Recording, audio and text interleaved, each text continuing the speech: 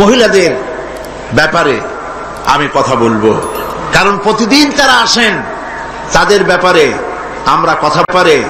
আমরা কথা বলতে পারি না, সময় পাই না। মা বোনদের ব্যাপারে ইসলাম কি বলে এটা আমাদের জানা দরকার। এখন আমি আপনাদের সামনে পেশ করতে চাই যে কোরআন, ইসলাম নারীদেরকে কি দিয়েছে। সমস্ত শিক্ষিত লোক বীর চট্টলার আজকের এই মাহফিলে আমি মনে করি অধিকাংশ মানুষ শিক্ষিত, তারা মতলববাজ লোকদের কথার জবাব দিতে পারবেন যে ইসলাম নারীকে কত গুরুত্ব দিয়েছে। কোরআনে কারীমের মধ্যে আল্লাহ রাব্বুল আলামিন কোরআনের ভেতরে নারী আর পুরুষ পাশাপাশি এনেছেন। এরকম করেন নাই যে পুরুষেরা ওয়াজ শুনতে আসলে, তাফসীর শুনতে আসলে, নামাজ পড়লে, হজ করলে, যাকাত দিলে তাদের সওয়াব বেশি হবে, আর নারীরা করলে তাদের সওয়াব কম হবে। এরকম আছে নাকি? দেখেন আল্লাহ পাক কি বলছেন।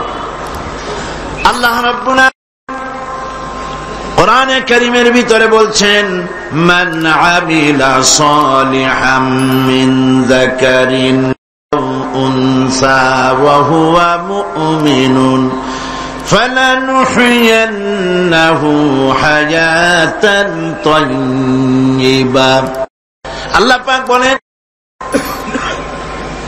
পুরুষ বা নারী যেই নেক আমল করবে, যারাই নেক আমল করবে, আমলে সালেহ করবে, ভালো কাজ করবে, আমি দুনিয়ায় তাদেরকে পবিত্র জীবন, সুন্দর স্বাচ্ছন্দ্যপূর্ণ জীবন যাপনের তৌফিক দিয়া দিব। এটা হলো দুনিয়ার পুরস্কার। আর আখিরাতে কি দেব? পুরুষ আর যেই আমলে সালেহ করবে, নেক কাজ করবে, পরকালে কি দিব? وَلَنَجْزِيَنَّهُمْ أَجْرَهُمْ بِأَحْسَنِ مَا كَانُوا يَعْمَلُونَ। এবং কিয়ামতের দিন তারা যে দুনিয়ায় ভালো ভালো কাজ করেছিল, এর জন্য আমি তাদেরকে কিয়ামতে পুরস্কৃত করব। এখানে কি নারী বাদ পড়ছে? মেয়ে লোক বাদ পড়েছে? পড়ে নাই।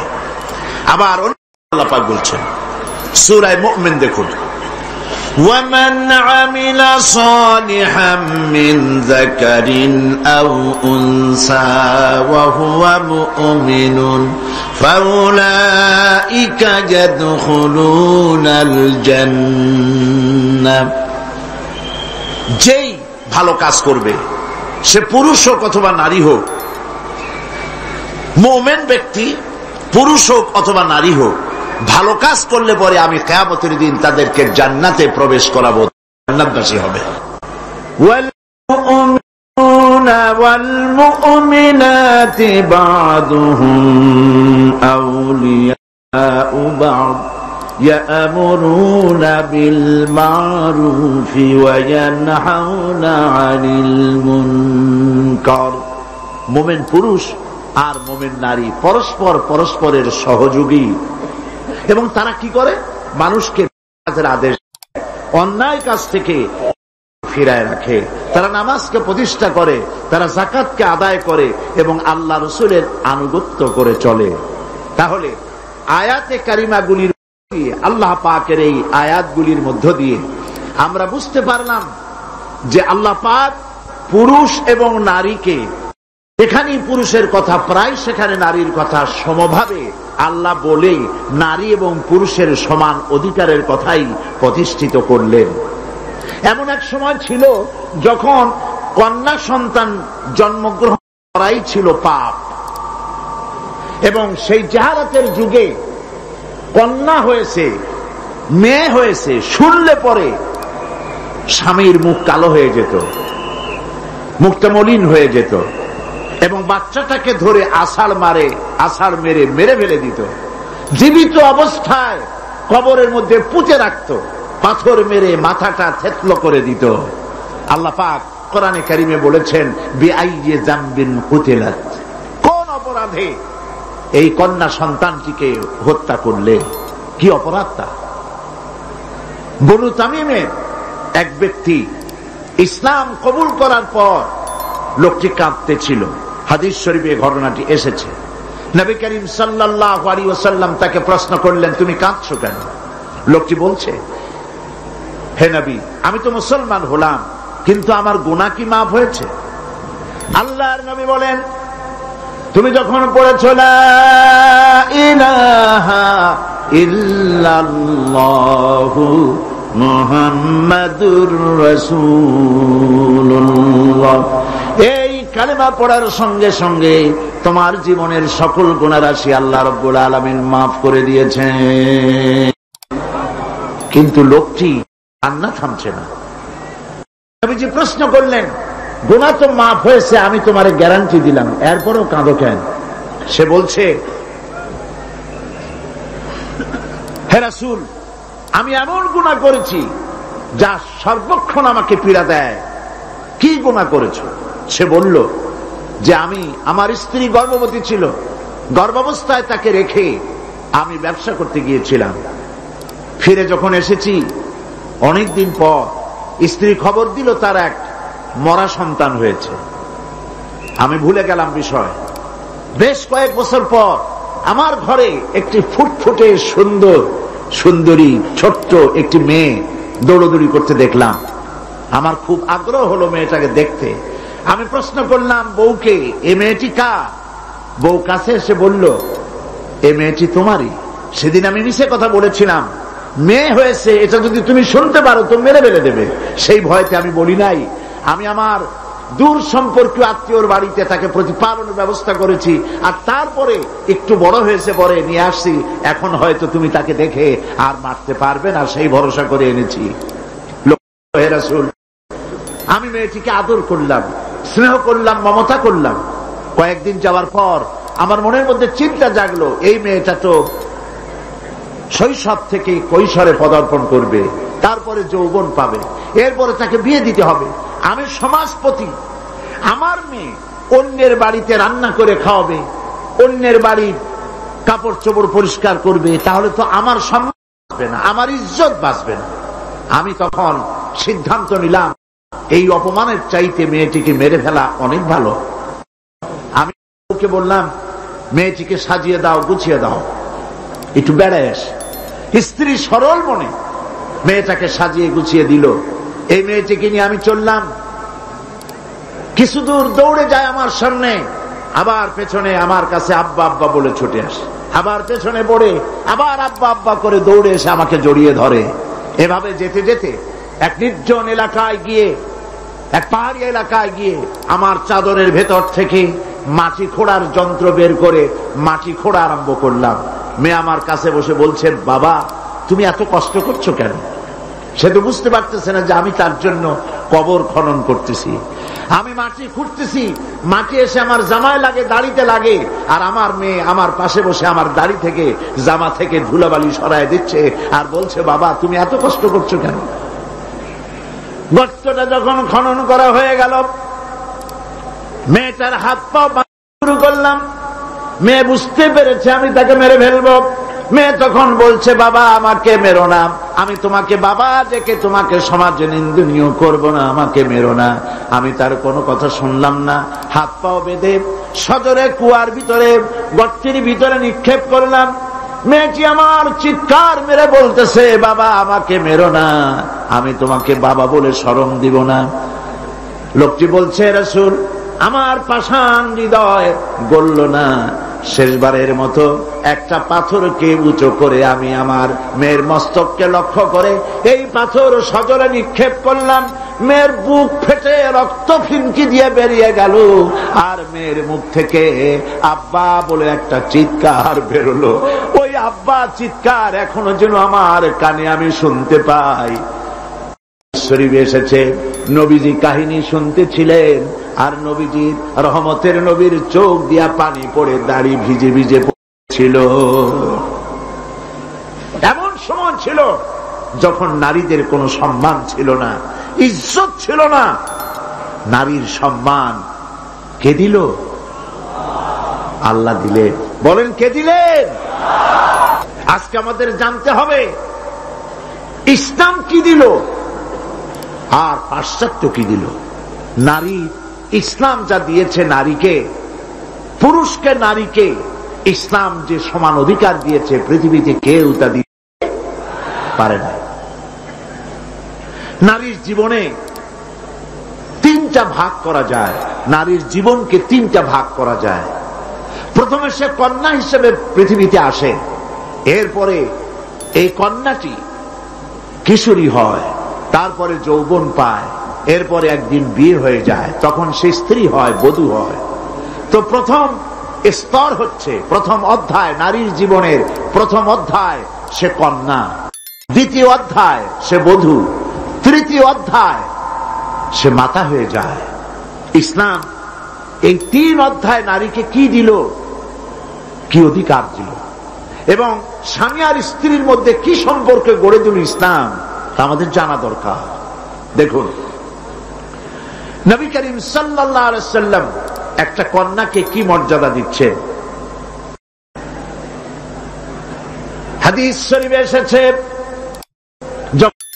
কোন ঘরে একটি কন্যা সন্তান জন্মগ্রহণ করে, ওই ঘরের ভিতরে তখন এক রহমতের ফেরেশতা আসে, এসে বলে, আসসালামু আলাইকুম ইয়া আহলাল বাইত, হে ঘরের মালিকেরা, হে ঘরের গৃহবাসীরা, তোমাদের উপরে আল্লাহর রহমত বর্ষিত হোক। ফেরেশতা চলে যায় কন্যাটির কাছে, ওই নবজাত কন্যার কাছে গিয়ে নূরের তৈরি পর দিয়ে এই কন্যার মাথা বুলায় আর বলতে থাকে, এই কন্যাটিকে যে যত্ন করবে, আদর করবে, আদর শিখাবে, সাহায্য করবে, আল্লাহর সাহায্য কিয়ামত পর্যন্ত তার সাথে অব্যাহত থাকবে। এই হাদিস ছেলের জন্য এরকম একটি হাদিস নাই, এরকম একটি হাদিস এসছে মেয়েদের জন্য। সুবহানাল্লাহ। নবীজি বলছেন, মান আলা জারিয়াতাইন হাত্তা তাবলুগা জা ইয়াউমাল কিয়ামাতি আনা ওয়া হুয়া কাহাতাইন ওয়া দাম্মা আসাবিহু, আখরাজাহু মুসলিম। মুসলিম শরীফের হাদিসের মধ্যে এসেছে, আল্লাহর নবী বলেন, যদি কারো 2টি কন্যা সন্তান হয় আর ওই কন্যা সন্তানটিকে বয়সপ্রাপ্ত হওয়া পর্যন্ত যদি তাকে প্রতিপালন করে এবং তাকে সহযোগিতা করে, কিয়ামতের দিন আমি মুহাম্মদ সাল্লাল্লাহু আলাইহি ওয়াসাল্লাম আর ওই 2 কন্যার পিতা পাশাপাশি অবস্থান করব জান্নাতে। এই কথা ছেলেদের ব্যাপারে বলা হয়নি, কাদের ব্যাপারে বলা হয়েছে? মেয়েদের ব্যাপারে। নবী করিম সাল্লাল্লাহু আলাইহি ওয়াসাল্লাম বলেছেন, ওয়ান জাবির বিন আব্দুল্লাহ রাদিয়াল্লাহু তাআলা আনহু قال قال رسول الله صلى الله عليه وسلم من كان له 3 بنات يربيهن ويكفيهن ويرحمهن فقد وجب له الجنة। নবীজি বলেন, 3 কন্যার পিতা যদি কেউ হয় আর ওই 3টি কন্যাকে যদি কেউ স্নেহ করে, আদর করে, আদব শিখায়, দিন শিখায় আর এবং সৎপাত্রস্থ করতে পারে, নবীজি বলছেন ওই পিতার জন্য কিয়ামতের দিন আল্লাহ পাক জান্নাত ওয়াজিব করে দিবেন, জান্নাত তার জন্য ওয়াজিব হয়ে যাবে। সাল্লাল্লাহু আলাইহি ওয়াসাল্লাম বলেছেন, লা তাকরিহুল বানাত ফা ইন্নী আবুল বানাত। রাসূলুল্লাহ সাল্লাল্লাহু আলাইহি ওয়াসাল্লাম, কন্যাদের ঘৃণা করো না, কারণ আমি মুহাম্মদ সাল্লাল্লাহু আলাইহি ওয়াসাল্লাম কন্যাদের পিতা। সুবহানাল্লাহ। যারা কন্যা সন্তান হলে পরে মুখ কালো করেন, অনেক পুরুষ আছে যখন স্ত্রী গর্ভবতী হয় বন্ধুদের কাছে খবর দেয়, আল্লাহ আমারে সন্তান দিবেন, দোয়া করো। তারপরে যখন খবর পাওয়া গেল ডেলিভারি করেছে একটা মেয়ে, মুখটা মলিন হয়ে যায়। বন্ধুরা জিজ্ঞেস করলো, কই সন্তান হবে বললে, কতদিন চলে গেল, কোনো খবর টবর যে দিলে না। কয় যে বলার মতো না। কি? কয় যে মাইয়া হয়েছে, একটা মেয়ে হয়েছে, এটা বলার মতো না। মুখটা কালো হয়ে যায়, স্ত্রীর সঙ্গে কথা বলে না। বারবার মেয়ে হলে, এমনও খবর পাওয়া গেছে বারবার মেয়ে হয়েছে, স্ত্রীকে পর্যন্ত দিয়ে দিয়েছে। নাউজুবিল্লাহ। মেয়ে হওয়ার জন্য স্ত্রী কি দায়ী? কে দায়ী? স্বামী দায়ী? তো খামোকা কেন মুখ মলিন করেন? আল্লাহ রাব্বুল আলামিন বলেছেন কোরআনে কারীমের মধ্যে, আমি কাউকে ছেড়ে দেই, কাউকে মেয়ে দেই, কাউকে ছেলেও দেই, মেয়েও দেই, কাউকে কিছুই দেই না। ইন্নাল্লাহা আলা কুল্লি শাইইন কাদির। সমস্ত জিনিসের উপরে ক্ষমতা কার? আল্লাহ পাকের। সন্তান হয় না, আল্লাহর কাছে চাও, ছেলেও দিতে পারেন, মেয়েও দিতে পারেন, তার ইচ্ছা। বারবার মেয়ে হয়েছে তো কি ক্ষতি হয়েছে? কি ক্ষতি হয়েছে? নবী করিম সাল্লাল্লাহু আলাইহি ওয়াসাল্লামের সন্তানদের মধ্যে মেয়েও ছিল, ছেলেরাও ছিলেন, কিন্তু ছেলেরা সব মারা গেলেন। বেঁচে থাকলেন কারা? বলেন, কারা বেঁচে থাকলেন? একটি হাদিস আপনি খুঁজে বের করতে পারবেন না। নবী করিম সাল্লাল্লাহু আলাইহি ওয়াসাল্লাম কখনো আল্লাহ পাকের দরবারে হাত তুলে বলেছিলেন যে আল্লাহ, ছেলেগুলি তো সব তুমি নিয়ে গেলে, সবগুলির বাঁচায় রাখলে, তুমি দয়া করে আমাকে আর একটি ছেলে দান করো। এরকম একটি হাদিস নাই। সুতরাং কন্যা হিসেবে নারীর জীবনের 3টি অধ্যায়ের একটি অধ্যায় হলো কন্যা। সেই কন্যার অধিকার প্রতিষ্ঠিত করেছে ইসলাম। সুবহানাল্লাহ। এবার কিছুদিন পর সে বউ হয়ে গেল, স্ত্রী হলো যৌবন পাওয়ার পর। এখন দেখেন কোরআন তাকে কি অধিকার দিচ্ছে। আল্লাহ রাব্বুল আলামিন বলেন, وَمِنْ آيَاتِهِ أَنْ خَلَقَ لَكُم مِّنْ أَنفُسِكُمْ أَزْوَاجًا لِتَسْكُنُوا إِلَيْهَا وَجَعَلَ بَيْنَكُم مَّوَدَّةً وَرَحْمَةً। আল্লাহ পাকের অসংখ্য নিদর্শনের ভিতরে এটি একটি নিদর্শন যে তোমাদের থেকে আল্লাহ পাক তোমাদের জোড়া সৃষ্টি করেছেন এবং তোমাদের ভালোবাসা আর সহৃদয়তার সৃষ্টি করেছেন। ভালোবাসা কে সৃষ্টি করলেন? মেয়ে ঢাকা, বিয়ে করেছে চট্টগ্রামের ছেলে। দুজনের চাল চলন ভিন্ন, ভাষাও। ঢাকার মেয়ে বলে কোথায় যাবেন, চট্টগ্রামের ছেলে বলে খটে যাবে। দেখছেন অবস্থা? ঢাকার মেয়ে বলছে পাশে বসেন, আর চট্টগ্রাম বলছে এন্দি বইন। ভাষায় বেশ কম না?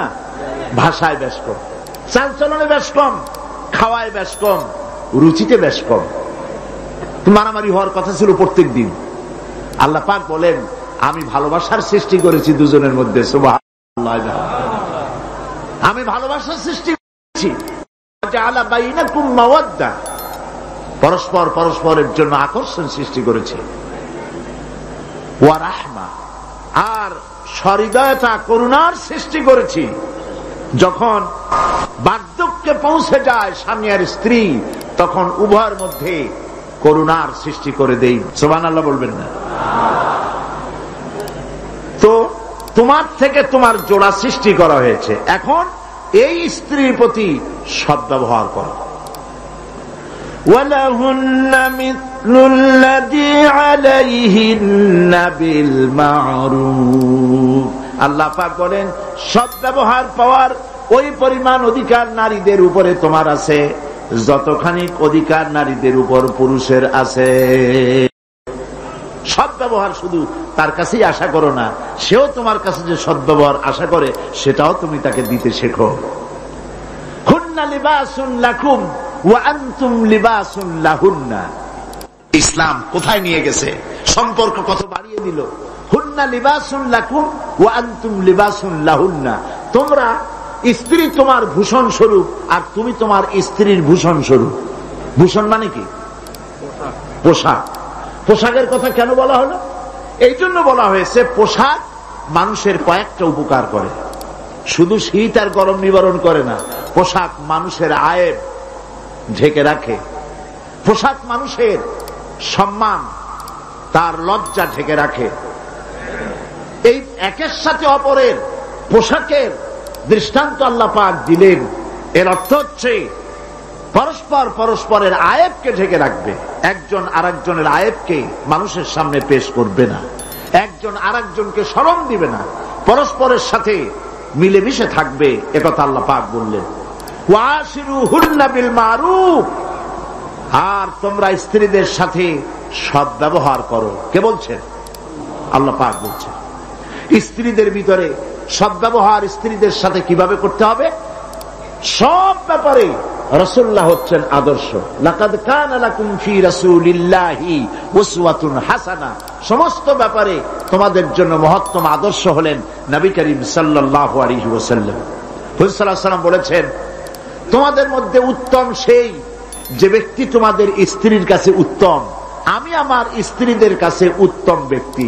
সুবহানাল্লাহ বলবেন না?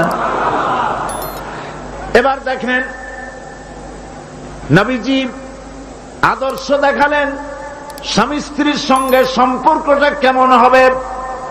হযরতে খাদিজা রাদিয়াল্লাহু তাআলা আনহা আর নবীজির ভিতরে কেমন মহব্বত ছিল, কেমন আকর্ষণ ছিল।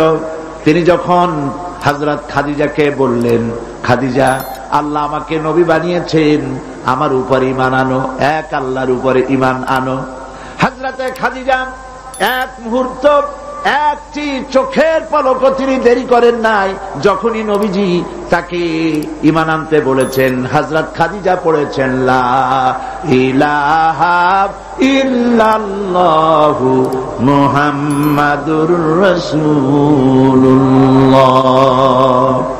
নবী করিম সাল্লাল্লাহু আলাইহি ওয়াসাল্লাম বলেছেন, আকাশের নিচে জমিনের উপরে খাদিজার মতো উত্তম মহিলা পৃথিবীতে আর নাই। কি সম্মান আল্লাহ পাক তাকে দিয়েছেন। আল্লাহ পাক নিজে হযরতে খাদিজাকে সালাম জানিয়েছেন। সুবহানাল্লাহ বলবেন? হেরা পাহাড়ে হযরতে জিবরাইল আলাইহিস সালাম নবীজির সঙ্গে কথা বলছেন, ওহী নিয়ে এসেছেন। কিছুক্ষণ পরে হযরতে জিবরাইল বলেন, ইয়া রাসূলুল্লাহ, আমি দেখতে পাচ্ছি খাদিজা আপনার জন্য খানা নিয়ে আসতেছেন। খাদিজা যখন আপনার কাছে পৌঁছে যাবে, আপনি খাদিজাকে বলবেন, আল্লাহ রাব্বুল আলামিন আজ আমি আসার সময় আমার মাধ্যমে খাদিজাকে সালাম জানিয়েছেন। হযরতে খাদিজা যখন নবীজির কাছে পৌঁছে গেছেন, আল্লাহর নবী বলেন, খাদিজা, তোমার জন্য আজকে একটি সুসংবাদ আছে। তিনি বললেন, আমার জন্য কি খবর, কি সুসংবাদ? হযরতে রাসূল বলছেন, খাদিজা শোনো, এই মাত্র জিবরাইল আমার কাছে চলে গেলেন, আর জিবরাইল বলে গেলেন, আল্লাহ রাব্বুল আলামিন তোমাকে সালাম জানিয়েছেন। হযরত খাদিজা ডুকরে কেঁদে উঠলেন। তিনি বললেন, ইয়া রাসূলুল্লাহ, আমার মানব জন্ম সার্থক হয়ে গেছে, আল্লাহ আমারে সালাম জানাইছেন, এর চাইতে সৌভাগ্য আমার জীবনে আর কিছুই নাই। তবে নবীজি, আল্লাহর সালামের জবাব কেমনে দিতে হয় আমি জানি না, আপনি দয়া করে আমার পক্ষ থেকে আল্লাহর সালাম যেমনে দিলে আল্লাহ খুশি হয় তেমনি আপনি দিয়া দিবেন। কি মহব্বত স্বামী আর স্ত্রীর ভিতরে ছিল হযরতে খাদিজা, হযরতে রাসূল করিম সাল্লাল্লাহু আলাইহি ওয়াসাল্লাম। নবী করিম সাল্লাল্লাহু আলাইহি ওয়াসাল্লামের ঘরে হযরত খাদিজা যতদিন ছিলেন আরেকটি বিবাহ তিনি করেননি। হযরত আয়েশা বলছেন, নবীজি আমার কাছে ঘুমানো ছিলেন, গভীর রাত্রে আমার ঘুম ভেঙে গেল। আমি চিন্তা করলাম নবীজি কোথায় গেলেন, মনে করলাম অন্য কোন স্ত্রীর ঘরে গেছে নাকি। আমি খুঁজতে লাগলাম, কোন ঘরে পাওয়া গেল না। খুঁজতে খুঁজতে অবশেষে আমি নবীজিকে পেলাম রিয়াদুল জান্নাতের ভেতরে, মসজিদে নববীর জান্নাতের টুকরার ভেতরে বসে নবীজি মোনাজাত করতেছেন। আমিও পিছনে আল্লাহর দরবারে হাত তুললাম। নবীজি বলতেছিলেন, রব্বুল আলামিন কঠিন ওই হাসরের ময়দানে মা তার সন্তান ভুলে যাবে, তার সন্তান ভুলে যাবে, স্বামী তার স্ত্রীকে হারায় ফেলবে, স্ত্রী তার স্বামীকে চিনবে না। ওই কঠিন হাসরের ময়দানে তাআলা আমি যেন আমার খাদিজারে হারাইয়া না যাই। মোনাজাত শেষ হওয়ার পর হযরত আয়েশা বলেন, ইয়া রাসূলুল্লাহ, খাদিজা এই বুড়ির কথা এখনো কেন আপনার মনে পড়ে? খাদিজার পরে কুমারী মেয়েও তো আপনি বিয়ে করেছেন, খাদিজার কথা কেন বুড়ির কথা ভুলতে পারেন না? নবীজি বলেন, আয়েশা রে, খাদিজার সম্পর্কে এরকম কথা আর তুমি বলবে না। তোমরা জানো না, তোমরা সবাই আমার সুদিনের স্ত্রী, আর খাদিজা আমার এমন সময়ের স্ত্রী যখন এই মক্কা নগরীতে মুহাম্মদ সাল্লাল্লাহু আলাইহি ওয়াসাল্লামের পাও রাখার জায়গা ছিল না। হযরত আয়েশা বললেন, ইয়া রাসূলুল্লাহ, আমি ক্ষমা চাই, আমাকে মাফ করে দিন, আমি খাদিজার সম্পর্কে এমন কথা আর উচ্চারণ করব না, তবে খাদিজার সম্পর্কে আমারে কিছু কথা শোনান। হযরত নবীজি বলেন, আয়েশা রে শোনো, আমার সঙ্গে বিবাহের পর খাদিজার ধন সম্পত্তি যা ছিল আল্লাহর রাস্তায় সব উজাড় করে দিয়েছে। কতদিন না খেয়ে থেকেছে, একদিনের জন্য বলে নাই আপনার সাথে বিয়ে হয়েছে বলে আজ আমি না খাইয়া আসি। সারাদিন সারা রাত দাওয়াতের কাজ করে আমি যখনই দরজার কাছে ফিরেছি, যত রাত হোক না কেন, একবার বলেছি খাদিজা, অমনি দরজা খুলে গেছে। আমি প্রশ্ন করেছি, খাদিজা, যত রাত্রে আসলাম একদিনও দুইটা দাগ দেওয়া লাগলো না, তুমি কি ঘুমাও না? হযরতে খাদিজা বলেছেন, ইয়া রাসূলুল্লাহ, আপনি দিনের দাওয়াতের জন্য ব্যস্ত, কষ্ট করেন, আমি মনে মনে ভাবি আমি যদি ঘুমায় থাকি রাতের বেলায়, আর নবীজি যদি দরজার কাছে এসে খাদিজা খাদিজা বলে ডাকাডাকি করেন, উঠতে যদি আমার দেরি হয় আল্লাহর নবীর সঙ্গে বেয়াদবি হয়ে যাবে, এইটা মনে করে বিছানায় না ঘুমাইয়া যতক্ষণ আপনি না ফেরেন এই দরজাটার সাথে পিঠ লাগাইয়া দাঁড়াইয়া দাঁড়াইয়া ঘুমায়। হযরত আয়েশা বলেছেন, আমাদের ঘরে রান্না বান্না তেমন হতো না, আমাদের ঘরে তেমন গোশত খাওয়ার সুযোগ আমাদের কিসমতে তেমন হতো না। যদি কোনদিন আমাদের ঘরে দুম্বা বা ছাগল জবাই হতো, গোশতগুলি নবীজি কেটে ভাগ করে সমস্ত স্ত্রীদের ঘরে দিয়ে দিতেন। এরপরে কয়েকটা গোশতের টুকরা একটা টোপলায় নিয়ে হযরত খাদিজা মদিনার অলিতে গলিতে ঘুরে বেড়াতেন। খাদিজার কোন বান্ধবী পাওয়া যায় কিনা?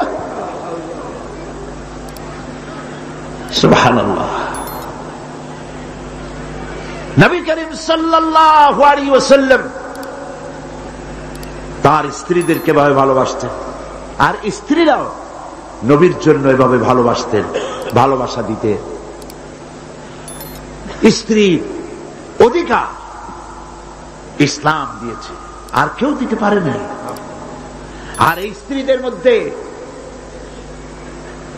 সব থেকে উত্তম স্ত্রী কে? নবীজি বলেছেন, আদ-দুনিয়া কুল্লুহা মাতাউন ওয়া খায়রুল মাতাইদ দুনিয়া ইমরাতুস সালিহা। দুনিয়ার সব কিছু সম্পদ, এর মধ্যে উত্তম নিয়ামত হচ্ছে পতিপরায়ণা। সুবহানাল্লাহ। হুজুর বলেছেন, তিনটি জিনিস আমি পছন্দ করি, তিনটি জিনিস আমার প্রিয়। একটি হলো নামাজ, একটি হলো সুগন্ধ, আর একটি হলো স্ত্রী। সুবহানাল্লাহ। এই স্ত্রীকে সমান অধিকার দিয়েছে নবীজি, আল্লাহর ইসলাম সমান অধিকার দিয়েছে। নারীর অর্থনৈতিক অধিকার প্রতিষ্ঠিত করেছে ইসলাম, তাকে অর্থনৈতিক অধিকার দিয়েছে, মহারানার ব্যবস্থা করেছে। কোরআন বলছে, ফাতুহুন্না উজুরাহুন্না ফারিদা, ফরজ রূপী দায়িত্ব হিসাবে স্ত্রীর মহারানার টাকা আদায় করে দাও। বহু মুসলমান আছে মহারানার টাকা আদায় করে না, বরং আজকাল তো নতুন সিস্টেম চালু হয়েছে মানুষকে শোনাবার জন্য। বিবাহের মজলিসে বলা হয়, অমুকের মেয়ে অমুকের ছেলে বিয়ের মহারানা কত? 5,55,555 পয়সা। সামনে একটা টাকা বা পয়সা জিরো থাকতে পারবে না, একটা নিয়ম নীতি করে নিয়েছে। এই টাকাগুলি মহারানার টাকা সঠিকভাবে আদায় করা হয় না অনেক ক্ষেত্রে, একথা ঠিক কিনা? বরং উল্টো করে মহারানা আদায় করা হয় মেয়ে পক্ষের কাছ থেকে, কন্যা পক্ষের কাছ থেকে। এইটাকে কি বলা হয়? এটাকে কি বলা হয়? এটা হলো যৌতুক নামের কৌতুক। মেয়ে পক্ষের কাছ থেকে টাকা আদায় করা। মেয়ে পক্ষ যদি ইচ্ছে করে বর পক্ষকে যদি টাকা দেয়, পয়সা দেয়, গাড়ি দেয়, বাড়ি দেয়, কোন আপত্তি নেই, দিতে পারে। কিন্তু ডিমান্ড করে নেওয়া, চেয়ে নেওয়া সম্পূর্ণ হারাম। কন্যার পিতার মাতা 12 বছর, 18 বছর, 20 বছর, 25 বছর লালন পালন করে কলিজার টুকরা সন্তানটাই তো দিয়ে দিল। এর চাইতে টেলিভিশন, গাড়ি বাড়ি বেশি হয় কি করে? এই যৌতুক বাংলাদেশের সর্বত্র আছে, অবশ্য চট্টগ্রামে নাই। আছে। ছেলে যদি এমএ পাস করে, ইঞ্জিনিয়ারিং পড়ে, লয়ার হয়েছে, পিতার এই ধারণাই হয় সন্তানকে পড়াতে লেখাতে যত টাকা খরচ হয়েছে কন্যা পক্ষকে কাছের থেকে আদায় করে নেব, এবং সেই জন্য বিয়ের সময় দাবি করা হয় 50 লক্ষ টাকা দিতে হবে, গুলশানে 3টা বাড়ি দিতে হবে, মঙ্গল গ্রহে অফিস বানায় দিতে হবে। আপনার ছেলে এমএ পাস করেছে, লয়ার হয়েছে, ব্যারিস্টার হয়েছে, তো কি হয়েছে? আপনি কেন নির্যাতন করবেন কন্যা পক্ষকে? জায়েজ নাই, হারাম। শুকরের মাংস যেমন হারাম, কন্যা পক্ষের কাছ থেকে জবরদস্তি করে চেয়ে ডিমান্ড করে যৌতুক আদায় করা ওরকমই হারাম। এই কাজটি কি আপনারা করবেন? এই কাজটি কি করবেন?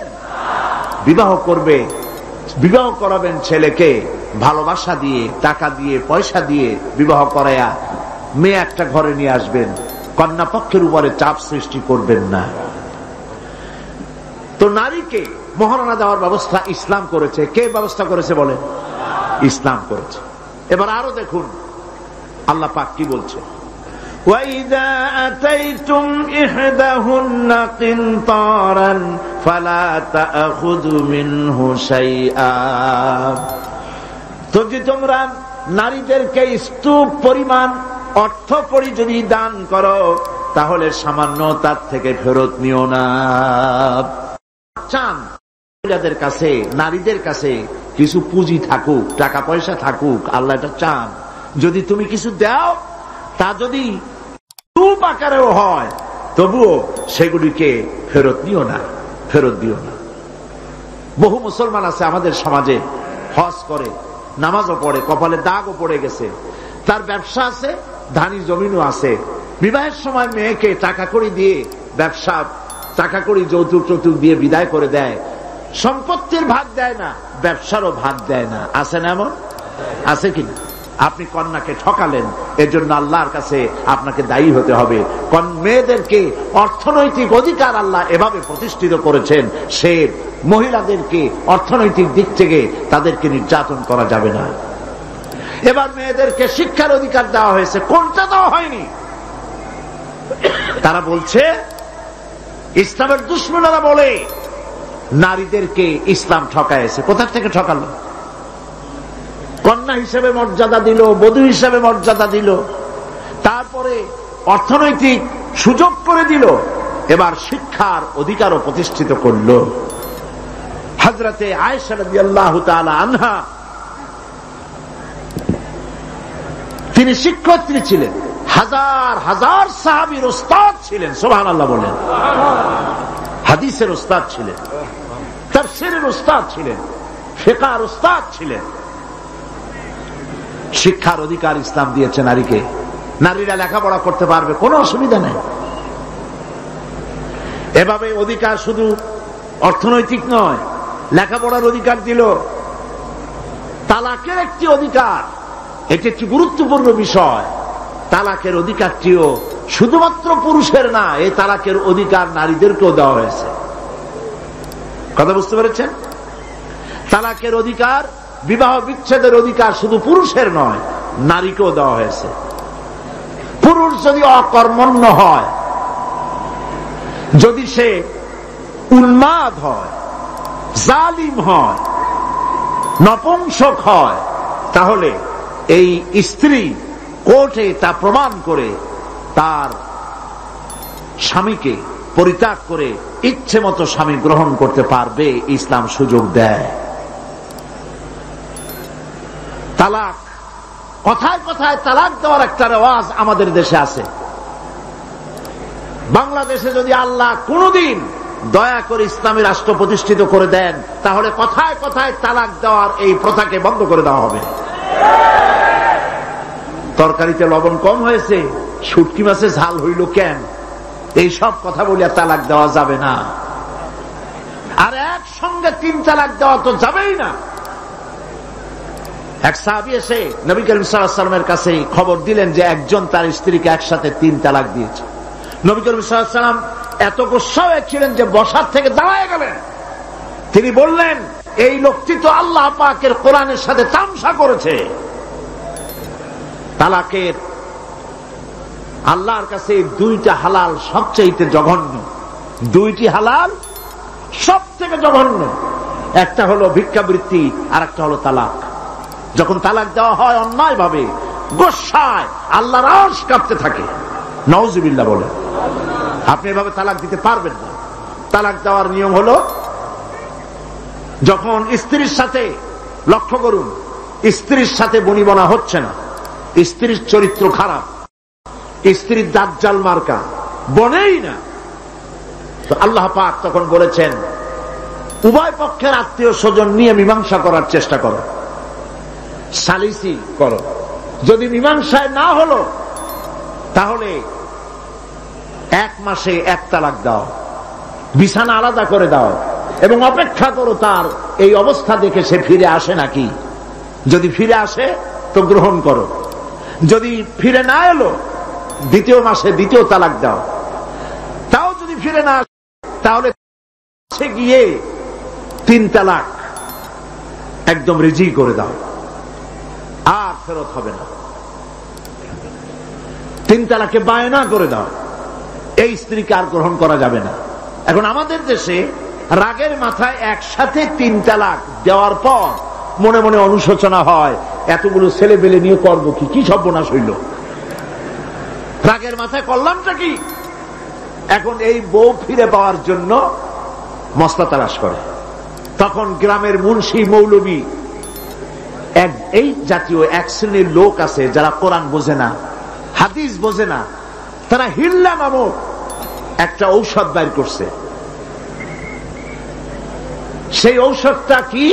তারা বলে যে এই স্ত্রীকে যদি আবার নিতে চাও তাহলে আর একটা পুরুষের সঙ্গে বিবাহ দাও এবং শর্ত করো যে তোমার কাছে দিলাম, 2-3 দিন পর তুমি তালাক দিয়ে দিবা, এরপরে আমরা নিয়ে নেব। তালাকের নিয়তে বিবাহ করা এটা সম্পূর্ণ হারাম, বিবাহ হবে না। তালাকের নিয়তে বিয়ে করলো বিয়ে হবেই না। তারপরে এই যে ভাড়া করা, একজনের সঙ্গে হিলা করতে দেওয়া, এটাকে হাদিসের ভাষায় বলা হয়েছে ভাড়া করা ষাঁড়। ভাড়া করা ষাঁড়। ইসলামে এই ধরনের কোন বিধান নাই। সবাই কান খুলে শুনুন, হিল্লা করার যে ব্যবস্থা বাংলাদেশে গ্রামে গঞ্জে আছে, শরীয়তের কোন অস্তিত্ব নাই। কেউ যদি তার স্ত্রীকে তালাক দেয় আর এই স্ত্রীকে আবার ফেরত নিতে চায়, পর্যন্ত ফেরত দিতে পারবে না। একটা পথ আছে, সেই পথটা হলো এই স্ত্রী ইচ্ছে করে কোন স্বামী গ্রহণ করেন, আর সেই স্বামী যদি ইচ্ছে করে ঘটনাচক্রে তালাক দেয়, অথবা ঘটনাচক্রে সেই স্বামীর যদি মৃত্যু হয়, তাহলেই কেবলমাত্র প্রথম স্বামীর কাছে আসতে পারবে। এছাড়া প্রথম স্বামীর কাছে আসা কিয়ামত পর্যন্ত সম্ভব নয়। এইটা ইসলাম করেছে দৃষ্টান্তমূলক শাস্তি দেওয়ার জন্য। কথায় কথায় তালাক দেবা, বাগুন ভর্তায় মরিচ হইল কেন, এই সব শয়তানি চলবে না। এইটার জন্যই এই বিধান করা হয়েছে। তালাক কখনো রাগের মাথায় এই জঘন্য কাজ কেউ করবেন না। যদি করতেই হয় তাহলে 3 মাসে 3 তালাক হবে, একসাথে 3 তালাক দেওয়া যাবে না। যদি কেউ একসাথে 3 তালাক দিয়ে বসে, তালাক হয়ে যাবে, এটাও মনে রাখবেন, তালাক হয়ে যাবে। তবে আল্লাহ পাক অসন্তুষ্ট হবেন, নারাজ হবেন, গোসায় আল্লাহর আরশ কাঁপতে থাকে। এই কাজটি কখনো করবেন না। আল্লাহ পাক তালাক চান না। আল্লাহ চান স্বামী স্ত্রীর মধ্যে মহব্বত পয়দা হোক। সুবহানাল্লাহ। যদি স্ত্রীর উপর রাগ হয়, কখনো মন খারাপ হয়, আল্লাহ বলছেন ওয়ালা তানসাউল ফাদলা বাইনাকুম, তোমরা পরস্পরের অনুগ্রহকে ভুলে যাও। আজকের একটা ব্যাপারে মন খারাপ হয়েছে, তুমি চিন্তা করো তোমার জীবনের অনেক ক্ষেত্রে এই স্ত্রীর অনেক অবদান আছে, সেগুলিকে মনে করে আজকেরটা মাফ করে দিলেই তো সারে। সুবহানাল্লাহ। আল্লাহ পাক চান না স্বামী স্ত্রীর ভিতরে অসন্তুষ্টি থাকুক এবং তালাক পর্যায়ে চলে যান। একবার নবী করিম সাল্লাল্লাহু আলাইহি ওয়াসাল্লাম বসে আছেন মসজিদে নববীর ভিতরে, মুখ মলিন, সাহাবায়ে কেরাম ভয়তে কথা বলতে পারছেন না। কিছুক্ষণ পর হুজুর হযরত আলী হযরত ফাতেমার ঘরে ঢুকলেন, বেরিয়ে আসতেন হাসি মুখে। তিনি প্রশ্ন করলেন, সাহাবায়ে কেরাম জিজ্ঞেস করলেন, হে রাসূল, একটু আগে আপনার মুখ এত মলিন ছিল আর এখন আপনি এত হাসি খুশি, আমরা তো তখন কথা বলতে সাহস পাইনি। হুজুর কি হয়েছিল? আল্লাহর নবী বলেন, ওদের মধ্যে মনোমালিন্যের সৃষ্টি হয়েছিল আর আমার মনটা খারাপ হয়ে গিয়েছিল। ওদের, বুঝতে পারছেন তো, হযরত আলী এবং ফাতেমার মধ্যে মনোমালিন্য সৃষ্টি হয়েছিল, আমার মনটা খারাপ হয়ে গিয়েছিল।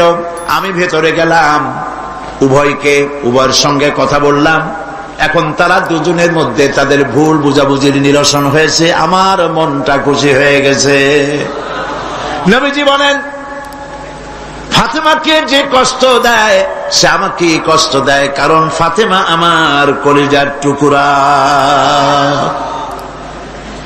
স্বামী এবং স্ত্রীর মধ্যে সম্পর্ক ভালো থাকতে হবে, অধিকার সমান, তবে স্বামীর মর্যাদা বেশি। মর্যাদা কার বেশি? স্বামীর মর্যাদা বেশি। তিরমিজি শরীফের হাদিসে এসেছে, আল্লাহর নবী একদিন একদিকে যাচ্ছিলেন, জঙ্গল থেকে এক পাহাড়িয়া উট এসে নবীজির কদমের উপরে নবীজির কদম মোবারকে চুমা দিল, সেজদা করল। সাহাবায়ে কেরাম বললেন, ইয়া রাসূলুল্লাহ, পাহাড়ের উটের কি সৌভাগ্য, আল্লাহর নবীর পায়ের উপরে চুমা খেয়েছে, সেজদা দিয়েছে, আমাদেরকে অনুমতি দেন আপনার কদমের উপরে আমরা সেজদা দিয়া ধন্য হই। হুজুর বলেন, শোনো, আমি যদি এই পৃথিবীতে মানুষকে সেজদা করার জন্য যদি পারমিশন দিতাম, তাহলে পৃথিবীর সমস্ত নারীদেরকে বলতাম তারা যেন তাদের স্বামীকে সেজদা দেয়। তাহলে মর্যাদা কার বেশি? স্বামীর মর্যাদা বেশি। অধিকার সমান, মর্যাদা বেশি স্বামী। আবু দাউদ শরীফের হাদিসে এসেছে, নবীজি বলেছেন, কোন স্ত্রী লোক এমন অবস্থায় যদি মারা যায় যে তার স্বামী তার উপরে সন্তুষ্ট ছিল, আল্লাহ রাব্বুল আলামিন ওই মেয়ে লোকটি জান্নাত দান করে দিবেন। স্বামীর মর্যাদা এখানে বেশি। তাহলে আমরা দেখলাম অধিকারের দিক থেকে যখন নারী ছিল, বধূ ছিল, কন্যা ছিল, বধূ ছিল, সব জায়গায় ইসলাম নারীকে সম্মান বাড়িয়ে দিল, ঠিক কিনা বলেন? নারী বিবাহ হওয়ার পর কদিন পরে মা হয়ে গেল, মা হয়ে যাওয়ার পর মর্যাদা কমে গেল না বেড়ে গেল? বলেন, কমলো না বাড়লো? নবীজি বলছেন, আল্লাহর নবীর সামনে একজন সাহাবী এসে প্রশ্ন করলেন, হে আল্লাহ রাসূল, খেদমত করব কার? মান আহাক্কুন নাস বিহুসনি সাহাবাতি? ক্বালা উম্মুক। ক্বালা সুম্মা মান? ক্বালা উম্মুক। ক্বালা সুম্মা মান? ক্বালা উম্মুক। ক্বালা সুম্মা মান? ক্বালা আবুক। আখরাজাহুল বুখারী। বুখারী শরীফের হাদিস। সাহাবী জিজ্ঞেস করছেন, ইয়া রাসূলুল্লাহ, খেদমত করব কার? হুজুর বলেন, তোমার মায়ের। তারপরে কার? তোমার মায়ের। তারপরে কার? তোমার মায়ের। তারপরে কার? তোমার পিতার। বাপের চাইতে মায়ের মর্যাদা কয় গুণ বেড়ে গেল? বলেন, 3 গুণ বেড়ে গেল মর্যাদা। আল্লাহর নবী মসজিদে নববীতে বসে আছেন, সাহাবায়ে কিরাম কর্তৃক পরিবেষ্টিত হয়ে এমন সময় একজন বুড়ি মসজিদে প্রবেশ করেছেন। হুজুর তাকে দেখে দাঁড়ায় গেলেন। কাছে যখন এলেন মহিলা, নবীজি নিজের গায়ের চাদর বিছায়া দিলেন। মহিলা চলে যাওয়ার পর সাহাবায়ে কিরাম প্রশ্ন করলেন, ইয়া রাসূলুল্লাহ, আমরা তো চিনলাম না এই মহিলাকে। একজন মেয়ে লোকের জন্য নবীজি তার গায়ের চাদর বিছায়া দেয়, এত বড় সম্মানী মহিলা আমরা চিনলাম না, তিনি কে? আল্লাহর নবী বললেন, আমার মায়ের দুধ আমার কিসমতে তেমন হয় নাই যার কোলে কাকে চড়ে, যার বুকের দুধ খাইয়া আমি বড় হয়েছি, এই আমার সেই দুধ মা হযরতে হালিমাতুস সাদিয়া। মায়ের মহব্বত কেমনে করতে হবে? মা যখন হয়ে গেলেন, সম্মান বেড়ে গেল সন্তানের কাছে। একজন সাহাবী এসে কাছে বলছেন, হে রাসূল, আমার মায়ের মেজাজ খুব খারাপ। হাদিস, আমার মায়ের মেজাজ খুব খারাপ। হুজুর প্রশ্ন করলেন, তোমার মা যখন তোমারে গর্ভে রাখছিলেন তখন তো মেজাজ খারাপ ছিল না? তিনি বললেন, হুজুর আমি সত্যি বলছি, মেজাজ খুবই খারাপ। হুজুর বলছেন, তোমাকে যখন তোমার মা ডেলিভারি করেছিল তখন তো মেজাজ খারাপ ছিল না? কয় না হুজুর, দারুণ খারাপ মেজাজ। হুজুর বললেন, তোমার 2.5 বছর 2 বছর ধরে যখন দুধ খাওয়াইছিল তোমার মা, তখন তো তার মেজাজ খারাপ ছিল না। সাহাবী যখন এর পরেও বললেন, ইয়া রাসূলুল্লাহ, আমি আমার মায়ের দুধের হক আদায় করে দিয়েছি। হুজুর বললেন, দুধের হক আদায় করেছো তুমি, তোমার মায়ের একটি শব্দের হক তুমি আদায় করতে পারো নাই। তুমি যদি পড়ে গেছো ছোট্টবেলায়, খাটের থেকে কোলের থেকে পড়ে গেছো, কেঁদে উঠছো, আর তোমার মা যে তখন বলেছে, সারা জীবন এই একটি শব্দের হক আদায় করতে পারবে না। মায়ের সম্মান ইসলাম এভাবে বাড়িয়ে দিল। আল্লাহ রাব্বুল আলামিন শিখায় দিলেন, وَقَضَى رَبُّكَ أَلَّا تَعْبُدُوا إِلَّا إِيَّاهُ وَبِالْوَالِدَيْنِ إِحْسَانًا। তোমার রবের পক্ষ থেকে তা ফয়সালা হয়েছে যে আমার ইবাদত করার পর মা বাপের ইহসান করবে। দেখেন অবস্থাটা, দেখুন, লক্ষ্য করুন, আল্লাহর ইবাদতের পরেই বান্দা কাজ করবে। বলেন কার? মা বাপ ইহসান করো। মা বাপের সামনে চোখ দিয়ে চোখ রাগায় কথা বলবে না। ওয়ালা তাকুল লাহুমা উফিন ওয়ালা তানহারহুমা, ঝিড়কি দিবে না, ধমক দিবে না। আর তাদের সঙ্গে কোন ভাষায় কথা বলবে তাও আল্লাহ শিখায় দিয়েছেন। আল্লাহ পাক বলেন, ওয়াকুল লাহুমা কাওলান কারীমা, সম্মান সূচক কথা বলো মা বাবার সাথে। আর শিখায় দিলেন, বান্দারা তোমার মা বাবার জন্য আমার কাছে এই ভাষায় দোয়া করো, রব্বির হামহুমা কামা রব্বায়ানি সগীরা। আয় আমার রব, আমার মা বাপ ছোটবেলায় আমাকে যেভাবে স্নেহের করে লালন পালন করেছে, আল্লাহ পাক দয়া করে আমাকে, আমার পিতামাতাকে তোমার রহমতের কোলে লালন পালন করো। আল্লাহ পাক শিখাই দিয়েছেন। এই দোয়া করবেন তো? মনে থাকবে? প্রত্যেক নামাজের পরে মুনাজাতে এই দোয়া করবেন।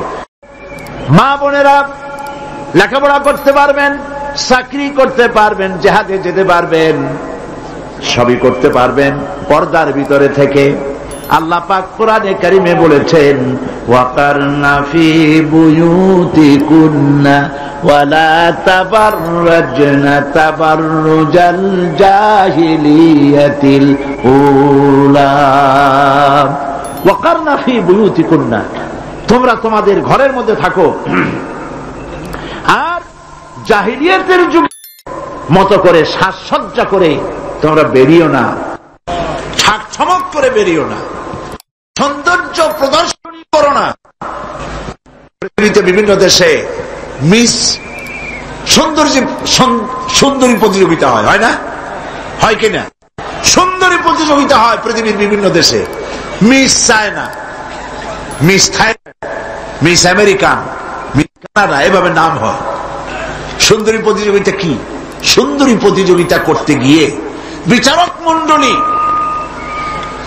সুন্দরীদের শরীরের যেসব জায়গা মাপজোপ করে তা কেবলমাত্র শয়তানের পক্ষে সম্ভব, কোন পুরুষের পক্ষে সম্ভব নয়।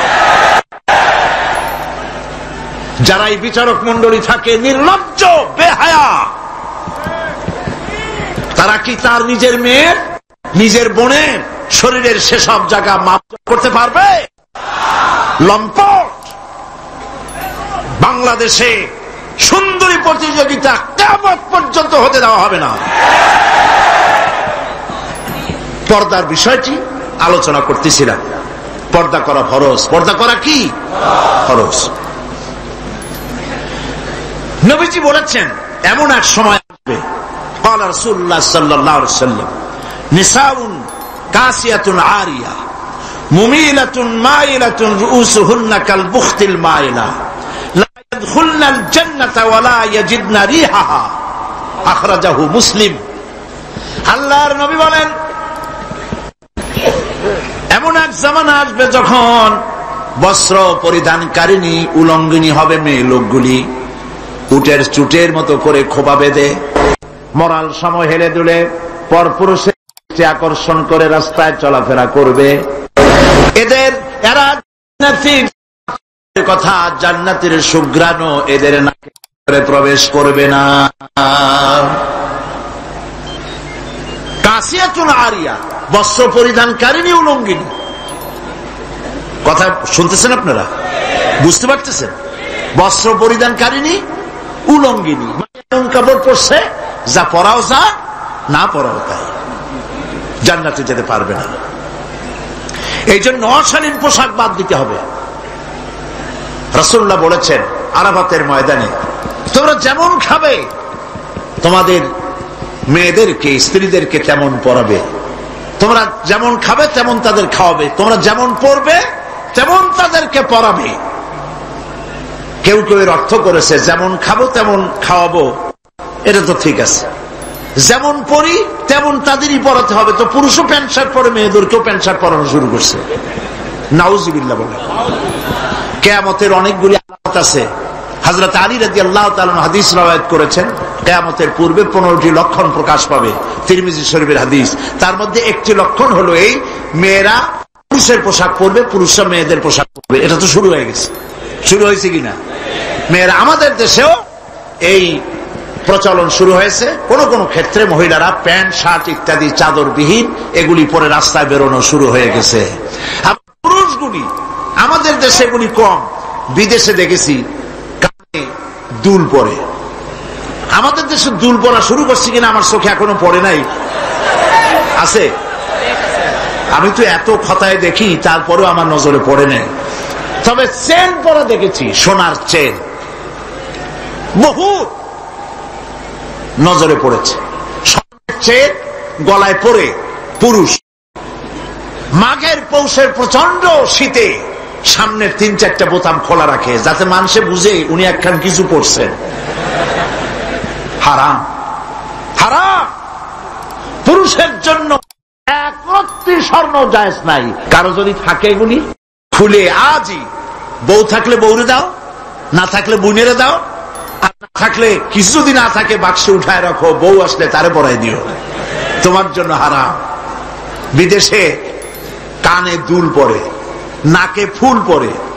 আমি অবাক হয়েছি, ঠোঁটে রিং, ঠোঁটে জিহ্বাও রিং পরে। ভাত খায় কেমনে আল্লাহ জানে। শয়তান কারে বলে না, আমার দেশে জিহ্বায় ঠোঁটে রিং আমি দেখি নাই। আমি ইউরোপ আমেরিকা দেখেছি, মাথার চুল চতুর্দিক থেকে কেটে মাথার চান্দির উপরে তালপট্টির দ্বীপের মতো বানায় রাখে, আবার দুই দিক থেকে কামাইয়া মাথার উপরে তাল পাতার মতো রঙিন করে চুল খাড়া করে রাখে, আবার পেছনের চুল ছোট ছোট কেটে, ছোট করে কেটে ওইখানে বাড়ির নম্বর, রোড নম্বর, টেলিফোন নম্বর লিখে রাখে। আমি দেখে বলছি, শয়তানে যদি এই সব দেখে খালি কানবে আর বলবে যে আমি শয়তান হয়েছিলাম কেন। কত মারাত্মক হয়ে গেছে। মানুষ এই শয়তানদের অনুকরণ করে, নাউজুবিল্লাহ বলে। এই জন্য পোশাকের ব্যাপারে মা বোনরা কেমন পোশাক পরবে আল্লাহ পাক কোরআনের মধ্যে বলে দিয়েছেন। ওরা সমান অধিকার দিতে চায়, নারীকে পুরুষ বানায়া পুরুষের সমান অধিকার দিতে চায়, আর ইসলাম নারীকে নারীর মর্যাদায় রেখে পুরুষের সমান অধিকার। কথাটায় পার্থক্য আছে কি নাই? বুঝতে পেরেছেন কিনা? নারী পোশাক শালীন, মার্জিত। আল্লাহ পাক কোরআন শরীফের মধ্যে বলেছেন, মহিলারা এমন একটা কাপড় পরবে যেই কাপড়টা এমন শাড়ি পরার পর অথবা সালোয়ার কামিজ পরার পর, কাপড় চোপড় পরার পর এর উপর একটা চাদর পরবে, এমন যে চাদরটা মাথাটা, গলাটা, বুকটা ঢেকে যায়, এমন একটি চাদর পরা আল্লাহ পাক ফরজ করে দিয়েছেন প্রত্যেকটি বয়সপ্রাপ্ত নারীর উপরে। সেই জন্য মা বোনদেরকে তাদের কাপড় চোপড় শালীন হতে হবে। কোরআন শরীফ আল্লাহ পাক বলেছেন, ওয়ালা তাকরাবুজ জিনা ইন্নাহু কানা ফাহিশাতান ওয়া সা সাবিলা। জিনা করা তো দূরের কথা, জিনার নিকটবর্তীও হয় না। এখন জিনার নিকটবর্তী কিভাবে হয়? জিনা করা তো দূরের কথা, জেনার কাছেও যাও না। জেনার কাছে যাওয়ার জন্য এগুলি হচ্ছে রুট, অশ্লীল গান, অশ্লীল বাজনা, সৌন্দর্য প্রতিযোগিতা, নারীদের অশালীন অমার্জিত কাপড় চোপড় পরে রাস্তায় বেরোনো, এগুলি জেনা ব্যভিচার পথকে বাড়িয়ে দেয়। বলেন নাউযুবিল্লাহি মিন যালিক। এই জন্য মহিলাদের চাদর পরার কথা বলা হয়েছে, বোরকা পরার কথা বলা হয়েছে, হিজাব এবং নেকাব পরার কথা বলা হয়েছে। মহিলাদের ঘরই হচ্ছে তাদের জন্য জিহাদ। জিহাদের ফজিলত বয়ান করার পর মা বোনেরা জিজ্ঞেস করেছেন, হে রাসূল, আমাদের জিহাদের উপায় কি? হুজুর বলেছেন, আলাইকুন্না বিল বাইতি ফাইন্নাহুম জিহাদুকুন্না। তুমি ঘরে থাকো, ঘরটাই তোমার জন্য জিহাদ। সন্তান প্রতিপালন করা, এটাই তোমার জন্য জিহাদ। নারীরা ব্যবসা করতে পারবে, রাজনীতি করতে পারবে, সমাজনীতি করতে পারবে, সব পারবে, কিন্তু পুরুষের সাথে অবাধ মেলামেশা থেকে নিজেকে অবশ্যই দূরত্ব ব্যবধান রেখে তাকে চলতে হবে। অবাধ মেলামেশাকে ইসলাম হারাম করেছে। আর নারীদের জন্য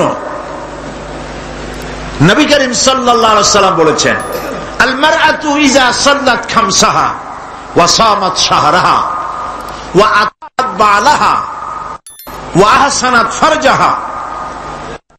নবী করিম সাল্লাল্লাহু আলাইহি ওয়াসাল্লাম বলেছেন, যদি চারটি কাজ করে, 5 ওয়াক্ত নামাজকে সঠিকভাবে যদি আদায় করে, রমজান মোবারকের রোজা যদি রাখে, আর মহিলারা যদি স্বামীর আনুগত্য করে চলে, সতীত্বের হেফাজত যদি করে, এই 4টি কাজ করতে পারলে আল্লাহ রাব্বুল আলামিন তাদেরকে, আল্লাহ পাক তাদেরকে কিয়ামতের দিন জান্নাতের যেই দরজা দিয়ে খুশি সেই দরজা দিয়ে জান্নাতে প্রবেশ করাবেন।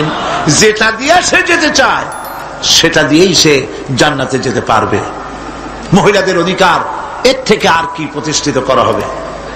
মহিলাদের জন্য নামাজের ব্যবস্থা করা হয়েছে। মসজিদে নববী, যেখানে 1 রাকাত নামাজে 50,000 রাকাতের সওয়াব হয়। মসজিদে হারাম, যেখানে 1 রাকাত নামাজ পড়লে পরে 1 লক্ষ রাকাত নামাজ সওয়াব হয়। সেখানে নবী করিম সাল্লাল্লাহু আলাইহি ওয়াসাল্লাম মহিলা নামাজ ব্যবস্থা করেছেন। যারা হজ করতে গেছেন তারা দেখে আসছেন, দেখছেন না? জান নাই হজে কেউ? মসজিদে নববীতে নেশা এখন পর্যন্ত মহিলাদের জন্য আলাদা দরওয়াজা রয়েছে, এবং মসজিদে নববীর মূল নামাজের জায়গায় 1/4 মহিলাদের জন্য সংরক্ষিত। লক্ষ লক্ষ মহিলারা একসঙ্গে নামাজ পড়তে পারে। অবাধ মেলামেশা থেকে নিজেদেরকে রক্ষা করে তারা ব্যবসা বাণিজ্য করতে পারবেন। এমনকি তাদেরকে এত অধিকার দেওয়া হয়েছে যে বিবাহের সময় শুধুমাত্র ছেলে চয়েস করে নেবে কন্যাকে, এখানেই শেষ। মেয়েকেও তার স্বামী পছন্দ করার ইখতিয়ার নবী সাল্লাল্লাহু আলাইহি ওয়াসাল্লাম দিয়েছেন। আবু দাউদ শরীফের হাদিসে একজন মহিলা, একজন যুবতী রাসূলের কাছে এসে বলছেন, ইয়া রাসূলুল্লাহ, আমার মা বাপ ছোট্ট অবস্থায় আমাকে বাল্য বিবাহ দিয়েছে। তখন তো বিয়ে বুঝতাম না, এখন ওই স্বামী আমার পছন্দ হয় না, আমি এখন কি করব? লক্ষ্য করুন, আমি এখন কি করব? আল্লাহর নবী বলছেন, তোমার ইখতিয়ার। ইচ্ছে করলে এ বিবাহ তুমি রাখতেও পারো, ইচ্ছে করলে এ বিবাহ ভঙ্গ করে ইচ্ছে মতো স্বামী গ্রহণ করতে পারো। তাও সুবহানাল্লাহ কবেন না? এবার চিন্তা করুন, এর থেকে নারীর অধিকার কারে বলে? আমাদের দেশে নিয়ম হয়েছে শুধুমাত্র ছেলে মেয়ে দেখতে যাবে, আর সে দেখাটাও অপমানকর রীতিমতো। গিয়েই নাম কি, তো বলবে আমার নাম বিলকিস অথবা আকাশ খাতুন অথবা এই জাতীয়। এখন তো নামগুলি খুব একেবারে বেকায়দা মনেও থাকে, একটা নাম বলে দিল। আচ্ছা দেখি মাথার কাপড় ফালাও, চুল কেমন দেখি, হাঁটো দেখি, দাঁতগুলো বাইর করো। আশ্চর্য কথা, আপনি দাঁত দেখতে গেছেন নাকি গাবতলিতে গরু কিনতে গেছেন নাকি? কি অমর্যাদা কর! জিজ্ঞেস তো করা উচিত, দেখা হওয়ার পর নাম কি, বাপের নাম কি, এরপরে জিজ্ঞেস করা উচিত কোরআন শরীফ কি পড়তে জানেন? তো শোনান একটু কোরআন শরীফ। একতরফা ভাবে দেখা হলো, কোরআন শরীফ তো জিজ্ঞেস করেই না, বরং জিজ্ঞাসা উল্টাটা হয়, রবীন্দ্রনাথের সঙ্গীত জানেন কিনা। সময় এখন আগের মতো নাই, এখন পাল্টে গেছে, এখন যুগ অন্যরকম হয়ে গেছে, এখন পাল্টা জিজ্ঞাসাও আসতেছে। জিজ্ঞেস করে আমার নাম তো শুনাইলাম, এবার বলেন আপনার নাম কি? কয় আমার নাম বল্টু মিয়া। একটু দাঁড়ান, কোমর সোজা করেন, হাঁটেন সামনের দিকে, দাঁত বাইর করেন। পছন্দ হইল না, বলবে অ্যাবাউট টার্ন, বাড়ির দিকে ডবল মার্চ। যেমনটি করছিলেন তেমনটি পাবেন। ইসলাম অধিকার দিয়েছে উভয়কে দেখে নেবে। বাল্য বিবাহ ইসলাম আদৌ স্বীকৃতি দেয় না, আপনি করতে পারবেন না। জবরদস্তি করে, জুলুম করে, চাপ সৃষ্টি করে মেয়েকে বিবাহ দিতে পারবেন না, তার অনুমতি লাগবে। ইসলাম সে অধিকার নারীকে দিয়েছে। এই জন্য মেয়েদের তামাদ্দনিক অধিকার, শিক্ষার অধিকার, বৈবাহিক অধিকার, সম্পত্তিতে অধিকার, সব অধিকার ইসলাম একটা একটা করে আদায় করে দিয়েছে। সকলে বলে আলহামদুলিল্লাহ। এরপরে মহিলাদের কিছু কাজ রয়েছে, যে কাজগুলি তাদের করতে হবে। আপনাদের দায়িত্ব, সে দায়িত্ব হলো ঘরটাকে ইসলামের দুর্গ বানান। ঘরটা সিনেমার ক্যাসেট দিয়ে ভরবেন না, নাটকের ক্যাসেট দিয়ে ভরবেন না। ঘরটাকে কোরআন হাদিসের ক্যাসেট দিয়ে, কোরআন হাদিসের বইপত্র দিয়ে ঘরটাকে ভরে ফেলুন। ইসলামী জ্ঞানে নিজেকে সমৃদ্ধ করেন। স্বামীকে ইসলামের রাস্তায় আনার জন্য প্রাণান্ত চেষ্টা করুন। যদি ইসলামের রাস্তায় না থাকে, রাগ করে পারবেন না, অভিমান করে পারবেন না, ভালোবাসা দিয়ে স্বামীকে ইসলামের রাস্তায় আনার চেষ্টা করেন।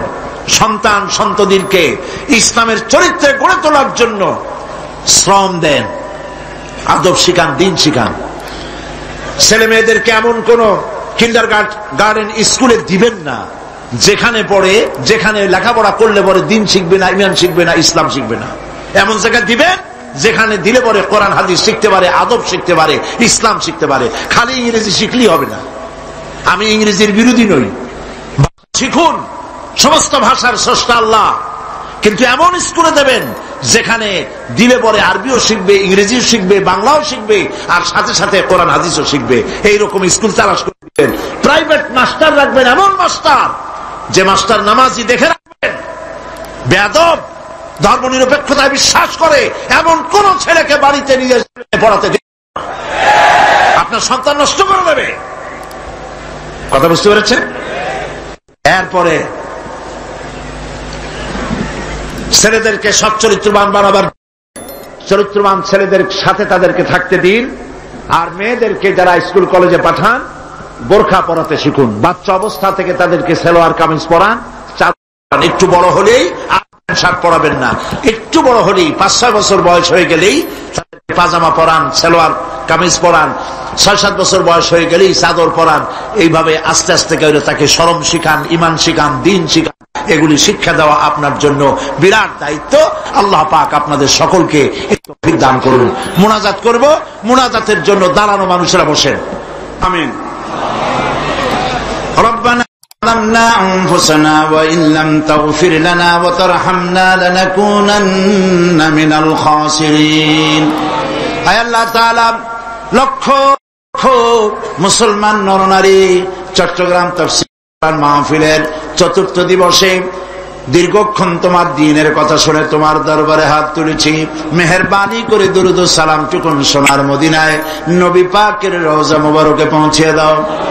तमाम পৃথিবীর মাটির নিচে যত মুমিন মুমিনাত শুয়ে আছেন তাদের আরওয়ার পরে সব পৌঁছায় দাও।